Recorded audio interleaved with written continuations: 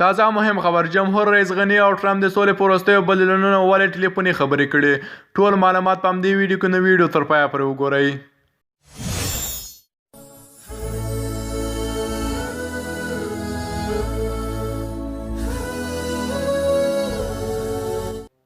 سلامونه ګران دوستانو بیا هم ویډیو ته په خیر حالات کې زموږ چینل مې سبسکرایب کړئ چینل ته سبسکرایب کړئ ویډیو ته لایک کړئ ویډیو تر پایه پورې وګورئ.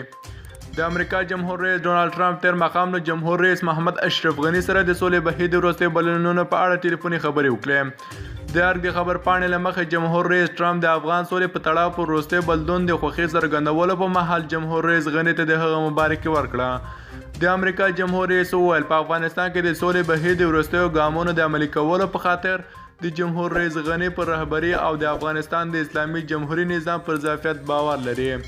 دا په داسې حال کې ده چې وړمه ورځ ناوخته په کابل کې د افغانستان او امریکا حکومتونو ګډه اعلامیه خپره کړه او ورسره هم مهاله د قطر په پایتخت دوحه کې د امریکا او طالبانو ترمنځ د سولې هوکړلیک لاسلیک شو. مننه کوم دوستانه چې ویډیو مو تر پایه پورې وکتله او که زموږ چینل هم نه سبسکرایب کړئ چینل ته سبسکرایب کړئ او که ویډیو مو خوښ شوی ویډیو سره لایک کړئ.